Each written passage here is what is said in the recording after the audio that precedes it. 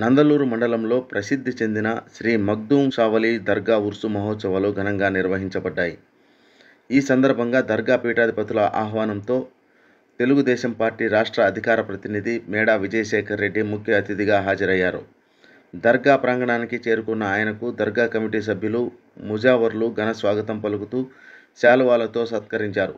25 మంది ముజావర్ల అద్భుత ప్రదర్శన మధ్య పీఠాధిపతి మొహిద్దీన్ హుసేని స్వగృహం నుండి దర్గా వరకు మేడా విజయశేఖర్ రెడ్డి చెద్దర్ మరియు పూలహారాలను తీసుకువెళ్లి దర్గాలో సమర్పించారు.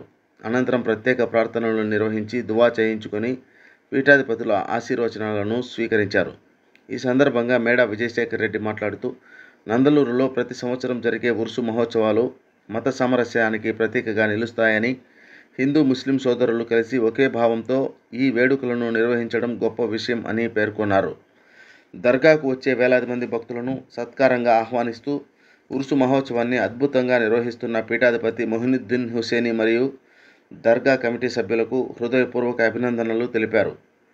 ముస్లిం సోదరుల సంప్రదాయాలు, విశ్వాసాలు సమాజంలో మత సామరస్యాన్ని కాపాడటానికి ఆదర్శమని, దర్గా అభివృద్ధికి తన వంతు సహాయం ఎల్లప్పుడూ అందిస్తానని హామీ ఇచ్చారు. ఈ కార్యక్రమంలో నాగిరెడ్డిపల్లి సర్పంచ్ జంబూ సూర్యనారాయణ, టంగుటూరు ఎంపీటీసీ పెంచలయ్య, ప్రముఖ టీడీపీ నేత గుజ్జల ఈశ్వరయ్య తదితర టీడీపీ నాయకులు, కార్యకర్తలు, ముస్లిం మైనారిటీ ప్రతినిధులు, స్థానిక ప్రజలు పెద్ద ఎత్తున పాల్గొన్నారు.